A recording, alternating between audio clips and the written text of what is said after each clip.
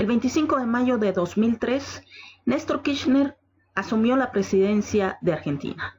Se trataba de una fecha políticamente significativa, porque se cumplían 30 años desde la asunción presidencial de Héctor J. Cámpora, que había puesto fin a 18 años de proscripción del peronismo.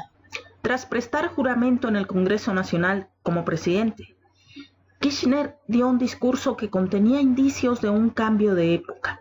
Concluye en la Argentina una forma de hacer política y un modo de gestionar el Estado. Comenzó su disertación en el recinto de la Cámara de Diputados.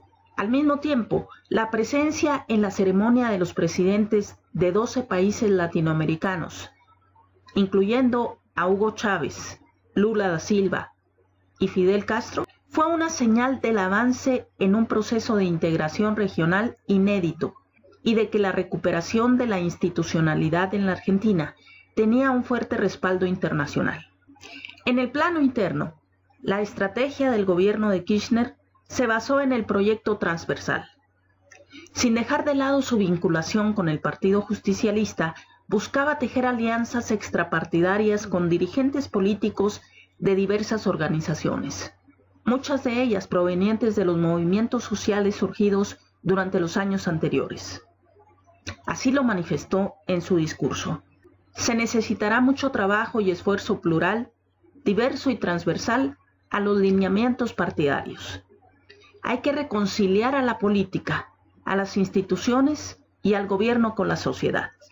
Criticado por sectores opositores por sus ideas setentistas, Néstor Kirchner reivindicó su militancia política en la década de 1970, afirmando: «Formo parte de una generación diezmada, castigada con dolorosas ausencias. Me sumé a las luchas políticas creyendo en valores y convicciones a los que no pienso dejar en la puerta de entrada de la Casa Rosada». También manifestó en su discurso: «Por mandato popular, por comprensión histórica y por decisión política, esta es la oportunidad de la transformación, del cambio cultural y moral que demanda la hora. Cambio es el nombre del futuro».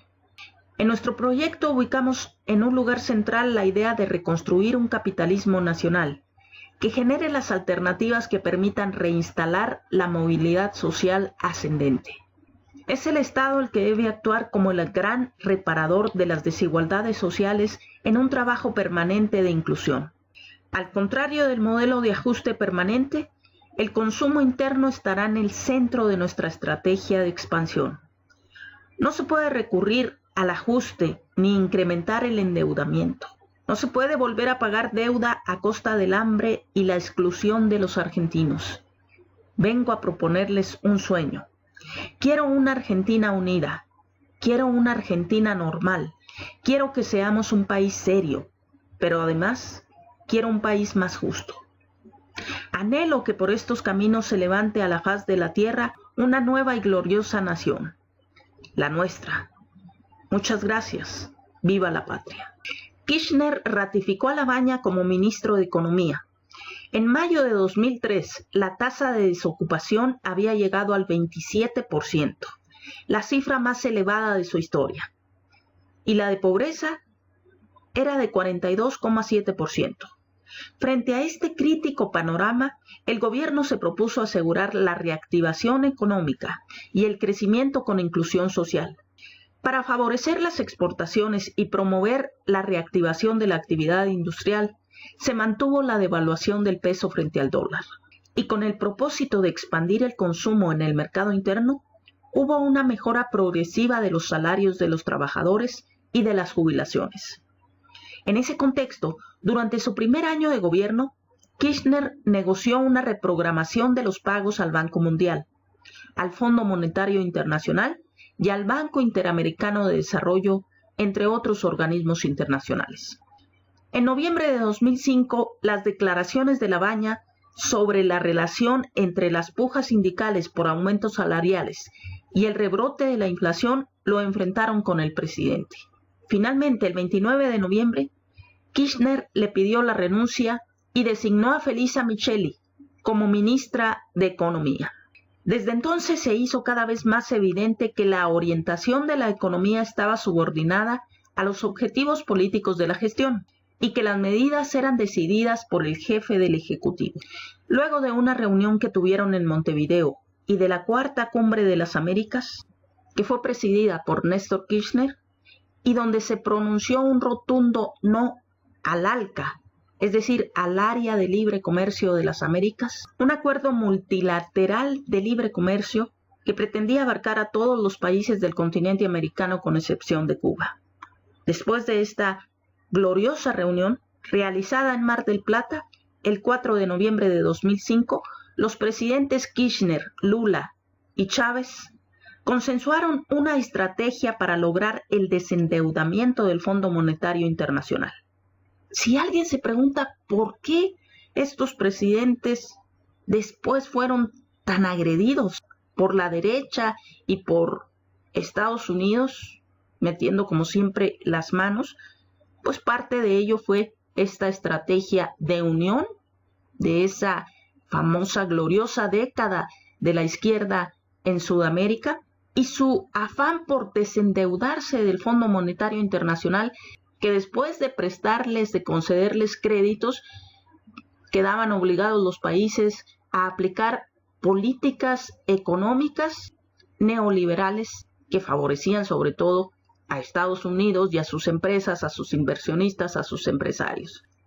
Y para lograr este desendeudamiento del Fondo Monetario Internacional, el gobierno venezolano contribuyó con la compra de bonos de la deuda argentina. Eso hace comprender por qué Hugo Chávez se volvió para los Estados Unidos y para estos organismos internacionales tan molesto y por qué el ataque constante a Venezuela y a Hugo Chávez. Ahí donde a Estados Unidos no se le permite intervenir, cuidado. Y lógicamente Estados Unidos y la derecha en esos países se encargan de poner en marcha una maquinaria para transformar la imagen del gobernante y ponerlo como lo peor, como dictador, corrupto, etc. El 13 de diciembre de 2005, el gobierno de Brasil anuncia que pagaría los 15.000 millones de dólares que debía al Fondo Monetario Internacional. 2 días después, el gobierno argentino también hace el mismo anuncio. Néstor Kirchner anuncia que se pagará la totalidad de la deuda que el país tiene con el Fondo Monetario Internacional, lo que significaba un desembolso de 9.810 millones de dólares. A la vez, el Estado ahorraría 842 millones de dólares en concepto de intereses. Diferentes sectores de la oposición, por supuesto, cuestionaron la medida del pago al Fondo Monetario Internacional. Y claro, ellos nunca van a estar de acuerdo, por eso cuando hubo un cambio, tras el kirchnerismo, con el macrismo, volvió el Fondo Monetario Internacional, volvió el endeudamiento con él, y ahí se están pagando las consecuencias. Los cuestionamientos de la oposición en ese entonces era que se estaba pagando una deuda ilegítima con reservas del Tesoro Nacional. El gobierno respondió que la cancelación de la deuda permitiría que la Argentina se desligara de la tutela del Fondo Monetario Internacional sobre los planes económicos del país y tomara decisiones con plena soberanía. Desde entonces el gobierno procuró acumular divisas en el Banco Central, a fin de contar con reservas suficientes ante posibles maniobras especulativas y corridas cambiarias. Y así fue, hubo un aumento en las reservas del Banco Central, pues cuando Kirchner asumió la presidencia, estas reservas rondaban los 11.000 millones de dólares. Y pese al pago al Fondo Monetario Internacional, al término de su mandato, habían ascendido a 45.500 millones de dólares. Ahí está la diferencia entre Kirchner y los que lo critican, de corrupto, de que se enriqueció al amparo del poder. Porque muchos de los que lo critican se enriquecieron al amparo del poder y aparte endeudaron al país con el Fondo Monetario Internacional, con otros organismos, con otros países. Es cuestión de lógica y de reflexión.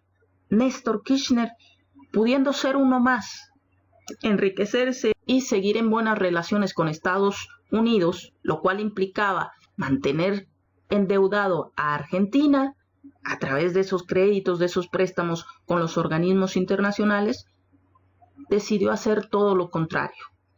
Decidió desendeudar al país para lograr la soberanía de Argentina y a partir de ahí empezar el cambio que él quería, que había propuesto en su discurso de inicio de mandato.